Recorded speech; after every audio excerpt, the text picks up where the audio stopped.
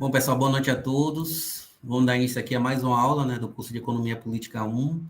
Essa aula é síncrona para a turma 2 e assíncrona para a turma 1.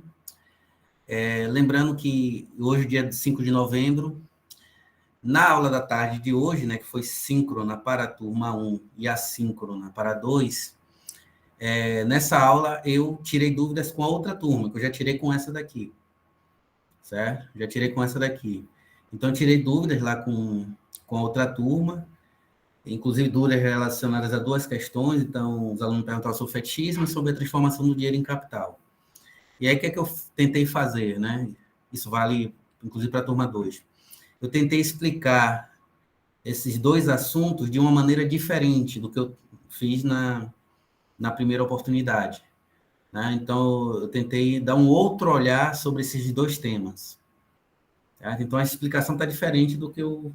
Né? Claro que ela está mais curta, né? Porque além trabalhou mais tempo, né? E hoje foi uma aula de tirar dúvida, que pegou dois assuntos numa aula só. Mas eu tentei explicar de um modo diferente para facilitar o entendimento dos alunos, principalmente a discussão sobre o fetichismo na mercadoria. Então, para quem tem dificuldade com essa parte sobre o fetichismo, certo? Para quem tem dificuldade com essa parte sobre o fetichismo, além da leitura, né, do próprio texto do Marco, do original, pega também essas gravações, né? Não só a gravação da aula que eu já fiz sobre fetichismo, mas também a gravação que eu fiz hoje à tarde, né? Inclusive, eu já mandei para vocês, acabei de mandar antes do início aqui da nossa aula. Mandei para as duas turmas, a turma 1 e a turma 2. Certo? Então, o que a gente vai fazer agora? Como a turma 2 eu já fiz a aula de tirar dúvida, né, semana passada, eu vou começar o assunto da segunda unidade.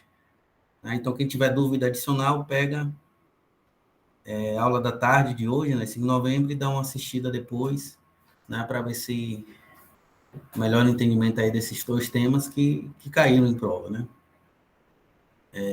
Para explicar a transformação do dinheiro em capital, e a outra foi para discutir o fetichismo, né? O fetichismo da mercadoria. São dois assuntos extremamente importantes, né, na economia política de Marx. Bom, vamos lá.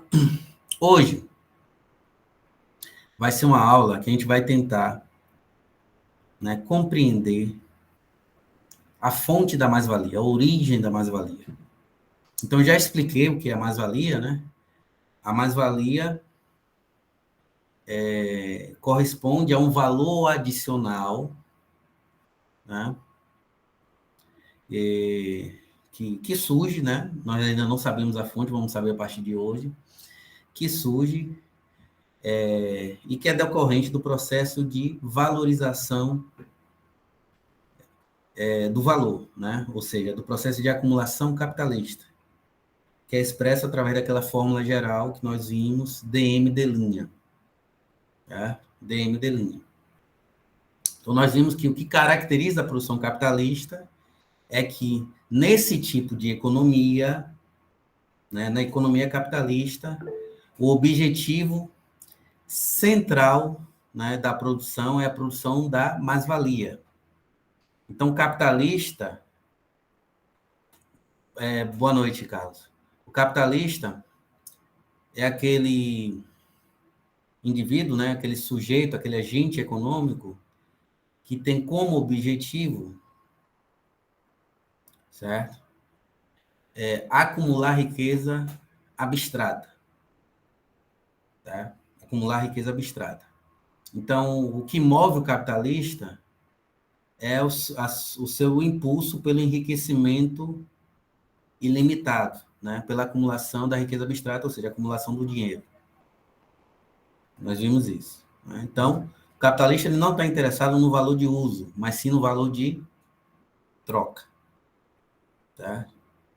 Sim no valor de troca. Então, com isso, eu vou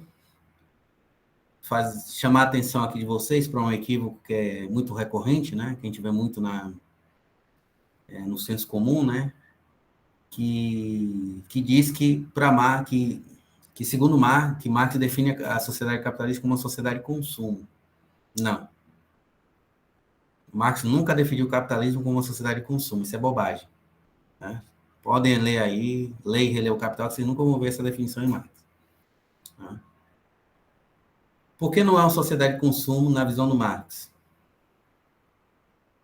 Porque o capitalista, quando ele investe na produção, ele tem como objetivo o valor de troca e não o valor de uso.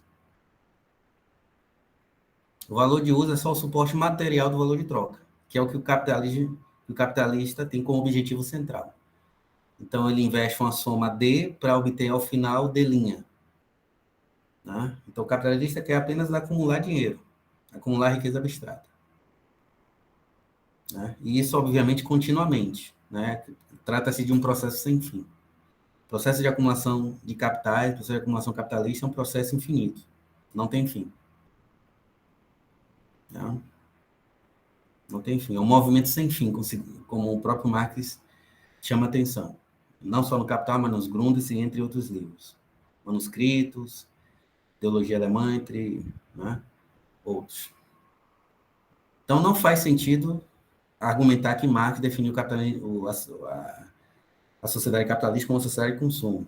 Se o objetivo do capitalista é o valor de troca e não o valor de uso. Né? Então, frases tipo, é socialista, mas gosta de iPhone, não tem sentido nenhum. Né? Isso é, obviamente, quem fala assim é porque por uma questão ideológica, porque é inimigo do socialismo, ou porque é ignorante mesmo, nunca leu o livro e nem vai ler e fica afirmando essas coisas, né? Baseado no que ouviu de terceiros, etc. Então, isso é uma bobagem tremenda. Tá?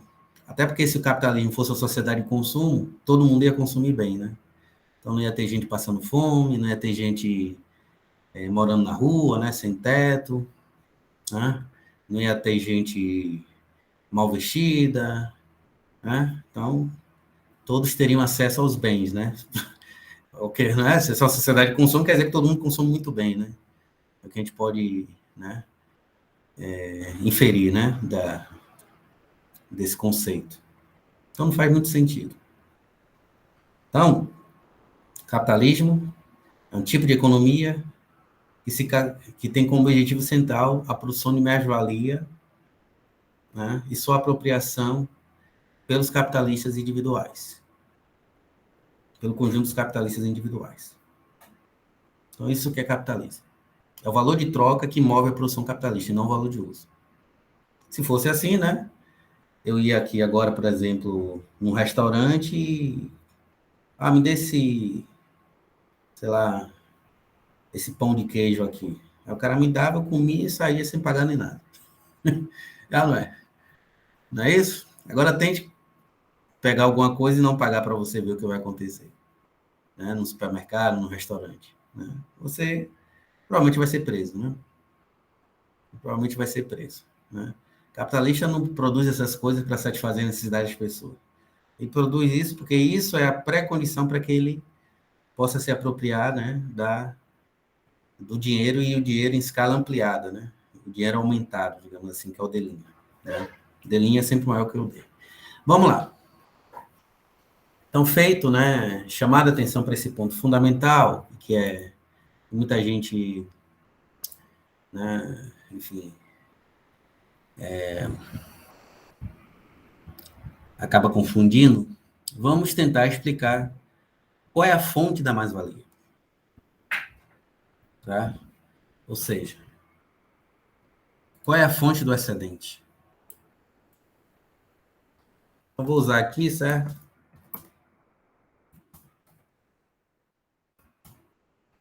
Vou botar aqui a minha tela para ilustrar isso para vocês.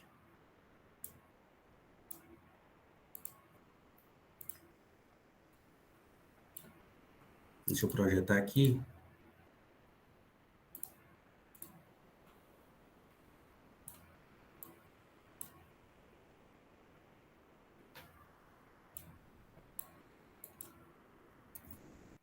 Então, D' é igual a D mais delta D, né? Então, seria...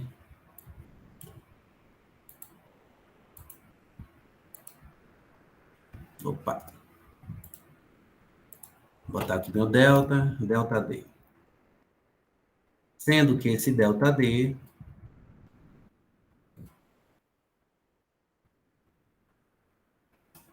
mais-valia. Então, nós disso já sabemos, eu já expliquei isso para vocês. Bom, a questão que fica é a seguinte, né? De onde provém, né? Qual é a fonte desse delta D aí, dessa mais-valia? Qual é a origem? E essa questão, né, que é uma questão fundamental no âmbito de toda a economia política, né, qual é a origem do excedente, ela ganha uma particular importância, até porque se a gente levar em consideração, né, o capitalismo, né, o sistema capitalista, é um tipo de economia na qual toda a vida material, né, dessa sociedade está organizada em torno da troca, está estruturada em torno da troca. Tá? Então, as sociedades capitalistas, né, as economias capitalistas, elas se reproduzem materialmente, né, tendo a troca como seu elemento básico. Né? Então, por exemplo, é a partir da troca nos diferentes mercados que os diferentes produtores entram em contato entre si. Né? Cada um produz em condições privadas, e esses milhares de produtores, né, vão estabelecer relações sociais de troca através dos diferentes mercados. Então, o ponto de contato, né, entre os diferentes produtores privados de mercadorias é o mercado, né, e a relação que eles estabelecem entre si é uma relação que tem como elemento básico a troca mercantil, a troca de mercadorias, ou seja, compra e venda de mercadorias. Tá? Então, isso é um elemento que a gente tem que levar em consideração no estudo do capitalismo. Então, toda organização social está estruturada em torno da troca de mercadorias. Pois bem, qual é o pressuposto do intercâmbio de mercadorias? É que se troquem sempre mercadorias com valores equivalentes, valores iguais. Então, quando eu comprei essa camisa aqui, não me lembro agora o preço dela, mas eu vou chutar aqui. Foram R$50. Quando eu comprei essa camisa, quando eu paguei pelos 50, você aí tem a efetivação de uma troca, correto? Então, se eu troquei essa camisa, né, o valor que estava sobre a forma de mercadoria, então eu era o possuidor do dinheiro inicialmente, tá? E aí, com a efetivação da troca, o valor continuou o mesmo, só que agora ele estava sobre a forma de mercadoria. Então, o valor contido em uma mercadoria é a mesma quantidade de valor contida numa cédula de R$50. Tá? Uma cédula de R$50. Então, a questão central para Marx é o seguinte, né? Ora, se toda a sociedade capitalista está organizada materialmente em torno da troca, e se toda a troca pressupõe o intercâmbio de mercadorias com valores iguais, né, equivalentes, como é possível surgir um excedente? Você sempre troca valores iguais por valores iguais. O que muda é a forma, né? E no intercâmbio de mercadorias, você vai ter sempre essas duas formas: mercadoria e dinheiro. Né? Mercadoria e dinheiro. Então, quando eu comprei, né, eu estava inicialmente, né, de uma determinada soma em valor sobre a forma de dinheiro, e quando eu comprei a mercadoria, né, aí mudou. Eu continuo de posse da mesma quantidade de valor, agora que só sobre sobre essa forma aqui, a forma mercadoria, a forma de uma camisa. Né? A forma de uma camisa, que deixou de ter valor porque deixou de ser mercadoria. Que ela entrou no meu consumo pessoal, né, individual. Tá? Então, quando esses diferentes produtores trocam, o pressuposto para que haja o intercâmbio é que eles troquem mercadorias com valores iguais. né? Então, a troca de mercadoria por dinheiro sempre pressupõe uma equivalência nos dois lados da equação. Então, lembra lá, 20 varas de língua a um casaco. Então, o pressuposto para que haja troca aí é que a quantidade de valor em ambos seja iguais. Ou mesmo quando você compra uma mercadoria utilizando mercadoria e dinheiro, o pressuposto também é que a quantidade de valor, que o dinheiro também tem valor, né? Eu já expliquei isso para vocês, a mercadoria é dinheiro. A única diferença é que ela funciona como equivalente geral. A única condição, né, para que essa troca seja efetiva é que tenham valores iguais nos dois lados. Então, uma camisa igual a R$50, então a quantidade de valor é igual em ambas. Então, como é que pode haver excedente? Se todas as trocas têm como pressuposto, né, o intercâmbio de mercadorias com valores iguais, valores equivalentes. Como é possível haver a geração desse delta D aqui? Então, como é que o Marx vai responder inicialmente? Né? Ele vai deduzir, logicamente, né, o seguinte fato. Ora, para que haja a produção da mais-valia, em algum ponto do sistema econômico, tem que haver uma troca desigual de mais valor por menos valor. Só assim para, né, surgir a mais-valia. Não tem como. Porque se sempre forem intercambiados, né, permutados, mercadorias com valores equivalentes, não tem como surgir o delta D. Então, como é que se surge esse delta D aí? Então, a resposta inicial, tem que haver uma troca desigual. Uma troca de mais valor por menos valor. Tá? A gente deduz isso logicamente. Bom, deduzido isso, onde se encontra, né? Onde se localiza essa troca desigual? Né? Em qual parte do sistema econômico você tem uma troca de menos valor por mais valor? Quem é que perde aí? Então, essa questão foi objeto, né, da análise de vários teóricos, os principais teóricos da economia política. Smith, Ricardo, Marx, etc. Né? Ou seja, sobre a origem do excedente. Onde se produz o excedente? Qual é a fonte do excedente? Okay. Bom, os economistas liberais, uma parte deles abandonou completamente o debate sobre a origem do excedente. É o caso dos economistas neoclássicos. Então, se você pegar as teorias da distribuição neoclássicas, né, o debate sobre a origem do excedente está completamente esquecido. Porque para os economistas neoclássicos, né,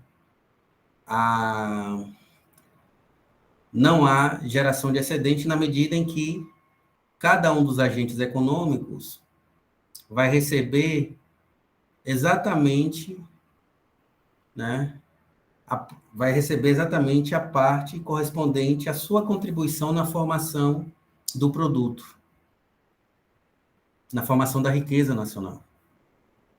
Então, se o capitalista, né, ganha muito mais do que um trabalhador, né, sobre a forma de lucros, em comparação com o salário, com o trabalhador que ganha salários, é porque a contribuição dele é maior, simplesmente por causa disso. Então, é como se todos recebessem aquilo que merecessem. Se sua contribuição é maior, você vai receber mais. Se sua contribuição é menor, você vai receber menos. Então, a partir dessa leitura, né, todo o debate sobre o excedente está completamente esquecido, apagado. Né? E também, né, a gente infere disso aí que também o debate sobre a desigualdade é um debate sem relevância, né? Já que todo mundo recebe exatamente aquilo que ajudou a parte correspondente à sua contribuição na formação do produto. Diga, Arthur. Por exemplo, assim, no caso, se esse critério de maior esforço não se é de força braçal ou inteligência, alguma coisa assim. Não, o critério, segundo os economistas neoclássicos, é a produtividade marginal dos fatores. Certo? Por isso que vocês estudam produtividade marginal do capital, produtividade marginal do trabalho, lembra desses conceitos? Certo? Vocês vão ver isso em microeconomia e outras disciplinas. Eu não me lembro agora quais. Né? Mas a produtividade marginal é para esse estudo, né, sobre a produtividade marginal dos diferentes fatores e para mostrar como é que se determina, né, a parte que cabe a cada um dos fatores de produção: terra, capital, trabalho, juros, etc. Né? Tem produtividade marginal dos juros e por aí vai. Certo? Então, o critério é esse, a produtividade marginal de cada fator. Se você aumenta sua produtividade marginal, então seu salário vai ser maior. Né? Se a produtividade marginal de um fator é maior do que a de outro, então a contribuição, né, que ele vai receber vai ser muito maior. A remuneração que ele vai receber vai ser muito maior. Basicamente, essas são as teorias da distribuição neoclássicas. Tá? Então, com isso se apaga toda a discussão sobre a origem do excedente. Né? E, obviamente, a discussão sobre desigualdade acaba perdendo relevância, né? Impacto. Né? Acaba perdendo força. Na economia clássica, na Smith, Ricardo, etc., né? Bem como também no próprio Marx, essa discussão é fundamental sobre a origem do excedente. Tá? Essa discussão é fundamental. Então, o Smith se debruçou sobre isso, o Ricardo se debruçou sobre isso, o Malthus, né? Por isso que cada um deles desenvolver a seu modo, né? Cada um a seu modo, a teoria da distribuição, com base no conflito de classes. Que a gente viu um pouco em HPE, né? Como é que a riqueza é produzida e como é que ela é distribuída, né? Mediante o conflito social entre as diferentes classes, né? Industriais, proprietários de terras, trabalhadores. Vocês lembram disso, né? Pelo menos, né? Então, uma vaga lembrança. Pois bem, Marx também ele vai fazer essa discussão sobre a origem do excedente. Então, ele vai chegar à conclusão que o excedente ele se localiza em algum ponto do sistema econômico. Né? E o Marx vai argumentar o seguinte, que todos os economistas liberais, né, tirando a tradição neoclássica, que vai vir depois, né, mas boa parte dos economistas liberais procuram localizar a origem do excedente no comércio, na esfera da circulação de mercadorias. Certo? O que para Marx é um erro. E por que é um erro para Marx? Por que é um erro para Marx? Porque Marx argumenta que no comércio, né, na esfera da circulação de mercadorias, não tem como haver a produção do excedente. Tá? E por que não? Por que não? Porque ele diz o seguinte, que essas análises que procuram identificar a origem do excedente no comércio, elas estão erradas, né, equivocadas, porque elas partem de uma perspectiva microeconômica.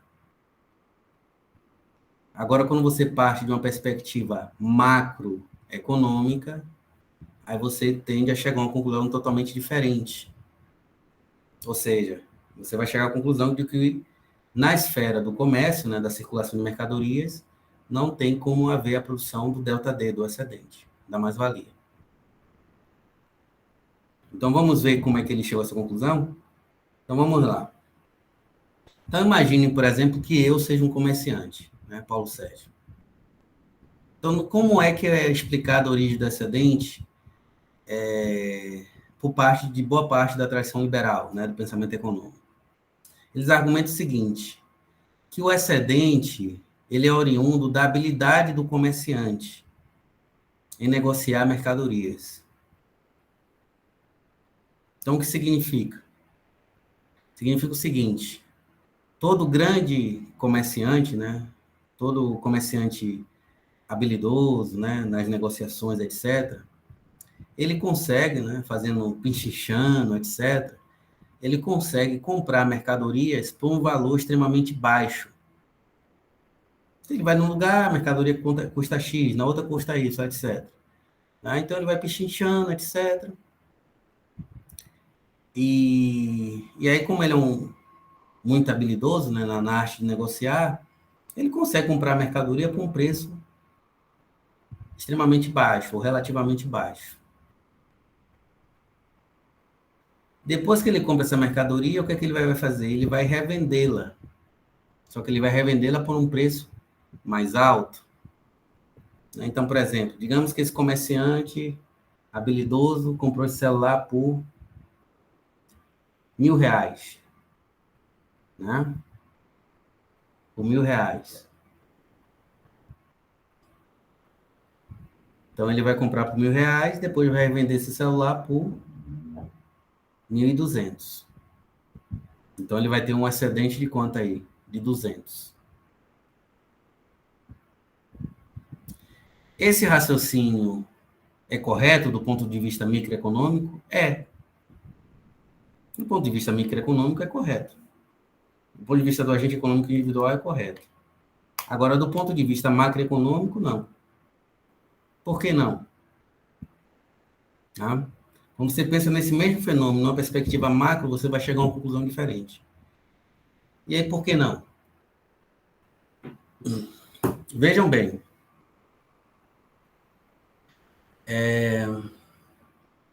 Vejam bem. Quando você... eu vou adotar uma hipótese aqui para mostrar que esse raciocínio é equivocado do ponto de vista macroeconômico. Então, nós sabemos, né, que numa economia capitalista, né, toda compra de mercadorias equivale a uma venda do outro lado. Então, são pares inseparáveis, compra e venda. Então, se alguém comprou, é porque alguém vendeu. E se alguém vendeu, é porque alguém comprou. Não tem como haver compra sem haver venda. E também não tem como haver venda sem haver compra. Ok? Pois bem, com base nisso, né, nesse raciocínio simples, né? Se a gente pensar nesse fenômeno do ponto de vista macroeconômico, a gente vai chegar à conclusão de que não pode haver origem descendente no comércio, na esfera de circulação de mercadoria. E por quê? Eu vou partir de uma hipótese, tá? Para demonstrar. Duas hipóteses, na verdade. Vou imaginar a seguinte hipótese. Né? Vamos imaginar a seguinte hipótese. Que todos os compradores de mercadorias podem comprar sua mercadoria 10% abaixo de seu real valor. Então, por exemplo, se esse celular, o real valor dele é 1.000, dele é 1.000, quer dizer que cada comprador dele vai poder comprar por 900. Tá? Então, o que é que vai acontecer? Com base nessa hipótese A, essa primeira hipótese. Todos os compradores da economia capitalista, né, em consideração, vão obter uma vantagem de 10%, vão obter um mais valor de 10%. Né? Por quê? Porque elas estão trocando, né, 900 em valor, né, que são, por exemplo, 9 notas de R$100, por uma mercadoria que seu valor é igual a 1.000. Estão obtendo 100 a mais aí, nesse caso. Ou seja, do ponto de vista macroeconômico, o conjunto dos compradores obteve 10% de lucro, digamos assim, entre aspas. Né? Conseguiu comprar mercadoria 10% abaixo do seu real valor. Mas nós sabemos, né, que toda compra corresponde a uma venda. Tá? Então, se todos os compradores obteram, né, através da compra das mercadorias, né, conseguiram comprar as mercadorias com um preço 10% abaixo do seu real valor, quer dizer que cada vendedor vai vender sua mercadoria por um preço 10% abaixo de seu real valor.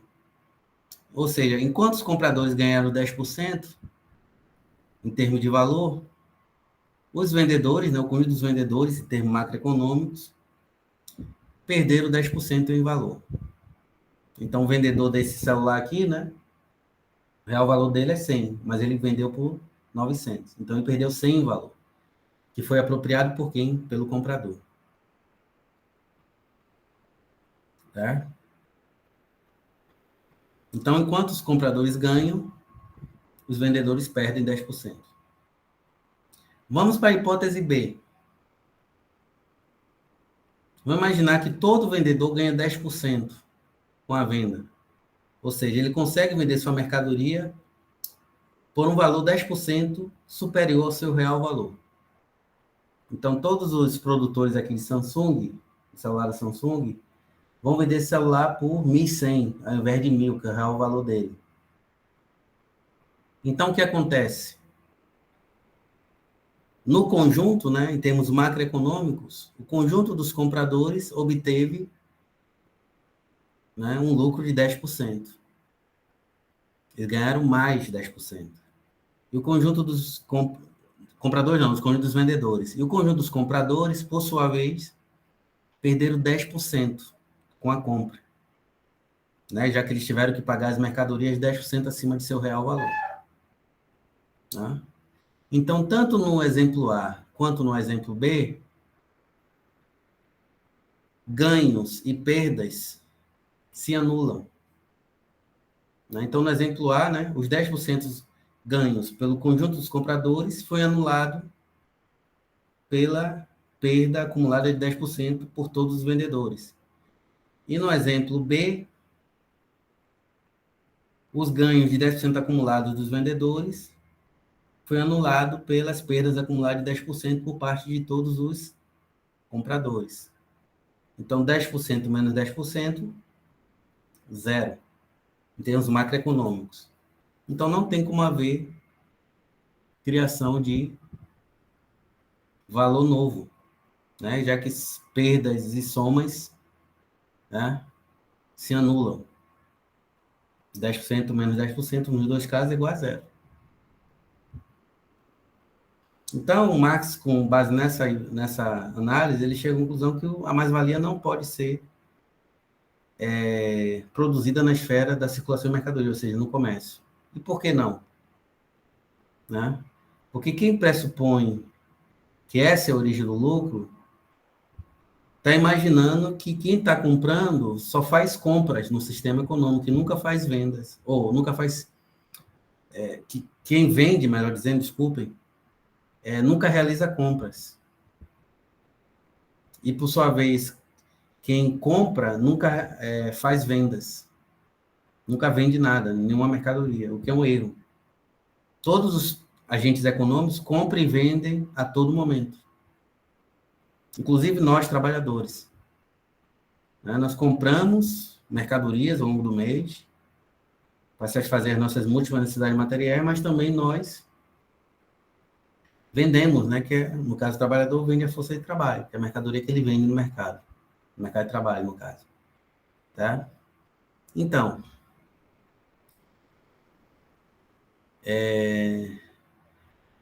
só seria possível a geração do excedente da mais-valia na esfera da circulação se fosse possível algum agente econômico somente vender ou somente comprar. O que não é possível. Então, todo agente, ao mesmo tempo que ele vende, ele compra. Então, se ele obteve ganho na venda, ele perde na compra. Se ele obteve vantagem na compra, ele perde na venda. E assim sucessivamente. Isso em termos macroeconômicos. Então, a mais-valia não pode ser originada na esfera do comércio. Tá? Não pode ser originada na esfera do comércio. Até o presente momento, vocês entenderam?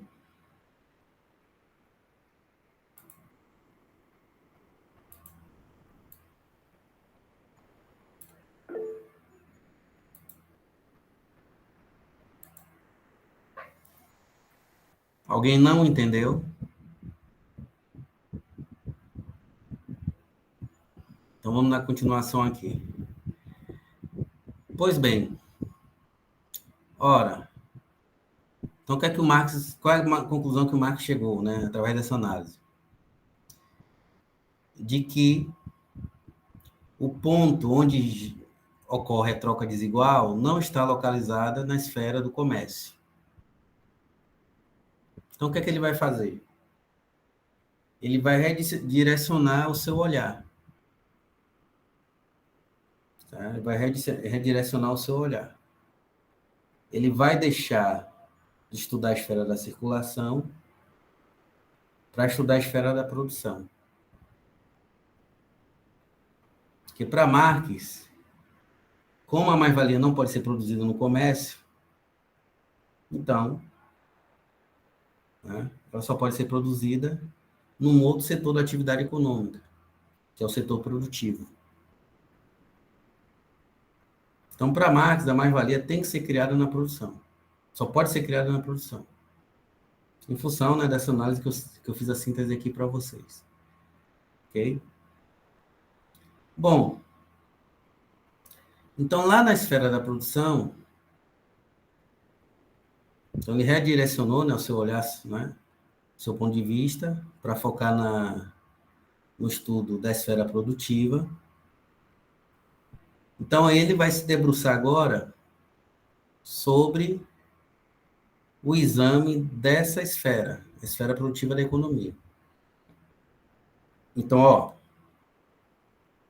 ele vai chegar em conclusão, ó, para que haja a criação da mais-valia, é necessário, né, que haja uma relação de produção, uma relação social, que se fundamente numa troca desigual.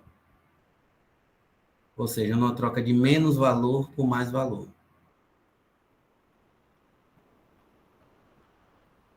Então, ele vai focar a sua análise na esfera produtiva e vai investigar uma por uma cada uma das relações sociais, né, relações de produção que ocorrem no âmbito, né, da produção. Tá? Então, a primeira coisa que o Marx vai observar é que para se produzir mercadorias, se produzir bens e serviços, é necessário, por um lado, o quê? Meios de produção, máquinas, equipamentos, edificações, matérias-primas, matérias auxiliares, etc. Bem como também é necessário a força de trabalho. Então, de todas as mercadorias, né, que são compradas, né, por quem vai organizar a produção, pelo capitalista produtivo, uma dessas mercadorias tem que ter a capacidade de criar novos valores. Tá? Então, o capitalista, para organizar a produção, ele precisa comprar meio de produção e força de trabalho, para poder, né, produzir coisas. E combinar essas duas, né, força de trabalho e meio de produção, para viabilizar a produção de bens e serviços. Então, uma dessas mercadorias tem que ter a capacidade de criar novos valores, né, que vão viabilizar a geração do excedente e, consequentemente, da mais-valia. Ok? Pois bem, então Marx vai fazer um exame de cada uma dessas mercadorias, do papel que cada uma delas desempenha no processo de valorização, ou seja, no DM'. Então, qual é o papel de cada uma delas? Então, essa vai ser uma questão que o Marx vai examinar nos capítulos que ele trata da teoria da mais-valia. Por meio de sua análise, né? Por meio de sua análise, o Marx chegou à conclusão de que os meios de produção em geral, ou seja, matérias-primas, matérias auxiliares e os meios de trabalho, né? Ferramentas, instrumentos de trabalho, etc., edificações, prédios, plantas industriais, instalações físicas de uma fábrica. Todas essas coisas não têm a capacidade de criar novos valores. E por que não? E por que não? Porque quando o capitalista, por exemplo, lá da agricultura, ele vai utilizar o trator na produção, tá? Esse trator já vem com o valor pronto. Então, o capitalista, né, da agricultura vai comprar de um outro capitalista que produz tratores. Ou seja, de um capitalista que está ligado ao setor de bens de capital. Ou seja, o setor produtor de meios de produção. Tá? Então, são empresas que vendem máquinas, equipamentos, tratores, máquinas colheitadoras, esse tipo de coisa. Então, o capitalista lá da agricultura, para poder viabilizar a produção de tomate, de arroz, seja lá o que for, né, ele vai comprar tratores, máquinas colheitadeiras, etc. Essas coisas, o valor delas é produzido aonde? Lá no processo produtivo do qual ela saiu como produto. Então, lá na empresa onde o trator foi produzido, né, quando o trator foi produzido, ele já sai com o valor pronto de fábrica. Então, quando esse trator é utilizado como meio de produção para viabilizar a produção de produtos agrícolas, o valor dele já está dado. Ele não é criado lá na agricultura, o valor do trator. O valor dele já existe. E foi criado antes, no processo de produção desses tratores. Quando ele é utilizado lá na produção agrícola, o valor do trator vai ser uma parte componente do valor, né, dos produtos no qual ele colaborou na produção. Então, por exemplo, se for utilizado o trator para produzir tomate, então a parte do valor do tomate é correspondente ao quê? Ao trator que foi utilizado na sua produção, como meio de produção, né? Que auxiliou a produção de tomate ou de outros bens agrícolas. Feijão, né? Enfim, soja e por aí vai. Arroz e por aí vai. Então, significa o quê? Que no caso dos tratores, né? Os tratores, eles não têm capacidade de criar novo valor no processo de produção, né? O valor dele já existe e é apenas conservado e transferido para o valor da mercadoria, né, na qual ele colaborou, né, ajudou na produção. Então, por exemplo, o valor do trator passa a ser uma parte componente, né, é o custo de produção na produção de tomate ou de arroz ou de feijão. Então, nesse processo, só houve que conservação e transferência do valor. Não houve criação de novo valor. Já que o valor do trator é dado. O trator, por si só, não tem capacidade de criar novos valores na produção. E isso também é válido, né, esse raciocínio, também é válido para os outros meios de produção. Ou seja, matérias-primas e matérias auxiliares. Então, a matéria-prima que viabiliza a produção do tomate, por exemplo, aquelas sementes, né? Viabilizar a produção do tomate, ela não tem capacidade de criar novos valores na produção. O valor delas é apenas conservado e transferido. E passa a ser componente, né, do valor da mercadoria que ela auxiliou na produção. Que ela colaborou na produção. Então, nesse processo aí, não há criação de novos valores. Apenas conservação e transferência do mesmo. Né? Com uma diferença que é importante que a gente vai ver depois quando a gente tratar de capital constante e capital variável. Mais adiante. No caso do valor do trator, né, o valor do trator não vai ser transferido integralmente a cada ciclo de produção. Então, por exemplo, se para produzir, né, se o tempo de rotação para produzir tomate, por exemplo, seja de 6 meses, então, durante esses 6 meses, apenas uma parte do valor do trator vai ser transferido para o valor dos tomates. Por quê? Porque o tempo de depreciação do trator é sempre superior a 6 meses. Então, ele vai colaborar na produção do tomate durante anos. Certo? Como prédios, por exemplo. Prédio, edificações colaboram por décadas. Né? Então, digamos que o trator custe 10 milhões ao capitalista, que vai produzir tomate. E o tempo de depreciação dele seja de 10 anos. Então, a cada ano, desse valor total de 10 milhões que ele gastou para comprar o trator, a cada ano ele só vai transferir 1/10 de seu valor. 1 milhão por ano. Até, ao final de 10 anos, ele, né, transferir integralmente os 10 milhões para o capitalista, né, receber todo o valor que ele, né, adiantou originalmente.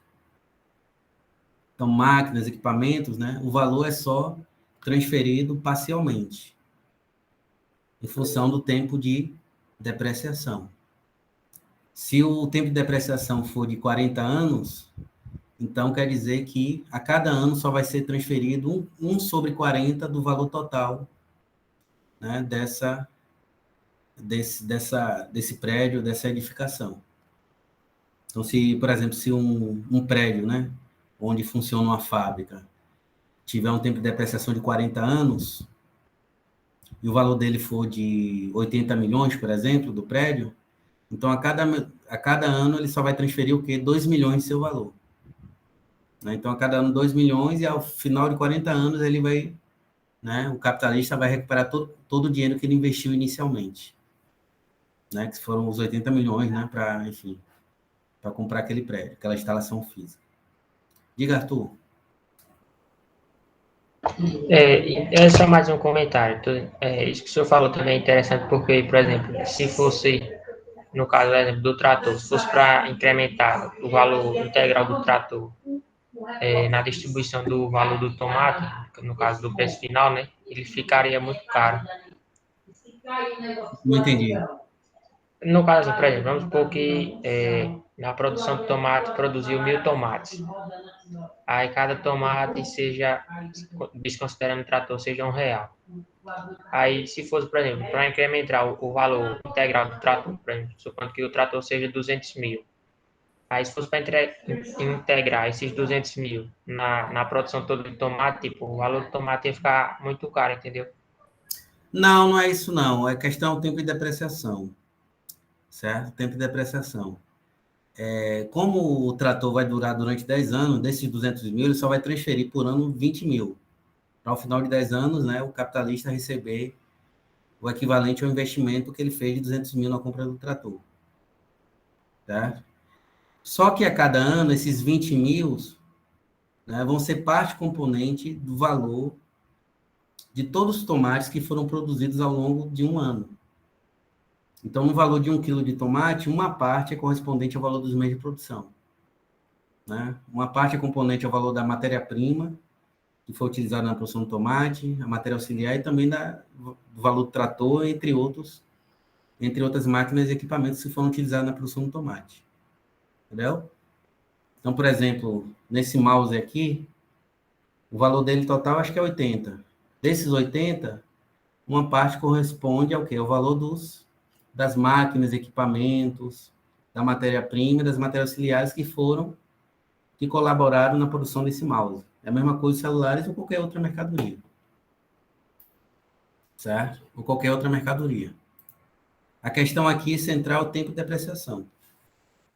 E o que eu estou querendo acentuar aqui, né, chamar a atenção, é que os meios de produção, por si só, eles não têm capacidade de criar novo valor.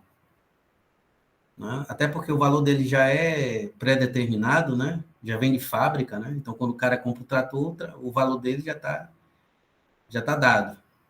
Né? O capitalista lá da agricultura, o valor do trator já está dado. Então, o que acontece? Como essas coisas não criam novos valores, cabe, né, ao outro elemento da produção, no caso a força de trabalho, conservar e transferir o valor dessas coisas para ser parte componente, né, do valor das mercadorias que eles vão colaborar na produção. Certo? Então, por exemplo, na produção de tomate, uma parte corresponde do valor do tomate, né, do quilo, corresponde ao valor das máquinas, equipamentos, matérias-primas, materiais que foram utilizadas e colaboraram na sua produção. Certo? Só que como o tempo de depreciação é sempre superior, né, ao tempo de rotação do capital, então, no caso das máquinas e equipamentos, somente uma parte, né, do valor delas vai ser transferido a cada período de tempo, e não integralmente, como é o caso da matéria-prima, né? Então, por exemplo, as sementes, o valor dela vai ser transferido integralmente. Só que nessa transferência aí não há criação de novo valor. Apenas conservação e transferência do mesmo, de um valor que já existia. Certo? Por isso que os meios de produção em geral não têm capacidade de criar novos valores, já que o valor deles é apenas conservado e transferido, passando a ser parte componente do valor das novas mercadorias produzidas. Ficou claro? Ficou assim. Ou mais alguma dúvida?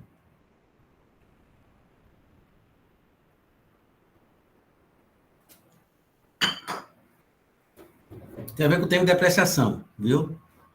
Tempo de depreciação. Né? Somente após finalizar o tempo de depreciação que o capitalista recupera todo o investimento que ele fez na compra do trator, do prédio, da edificação. Viu, Arthur? É isso que você tem que entender. Né? Então, o valor é transferido parcialmente a cada ciclo produtivo, que a gente chama de capital fixo. Né?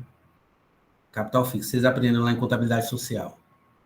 Máquinas, equipamento, prédio, edificações, tudo isso é capital fixo. Agora, no caso das matérias-primas e matérias auxiliares, né, o valor é transferido integralmente a cada ciclo de produção. Então, quando o tomate está pronto, já, né, foi produzido, já está pronto para o consumo, isso significa o quê? Que as matérias-primas, matérias auxiliares, o valor delas foi reproduzido integralmente, foi transferido integralmente, e passa a ser parte componente do valor do tomate, a cada novo ciclo produtivo. Aí essas partes do capital que a gente chama de capital de giro ou capital circulante. Né? Mas esse é um conceito que a gente não trabalha em economia política 1. Só estou explicando aqui para facilitar o entendimento de vocês.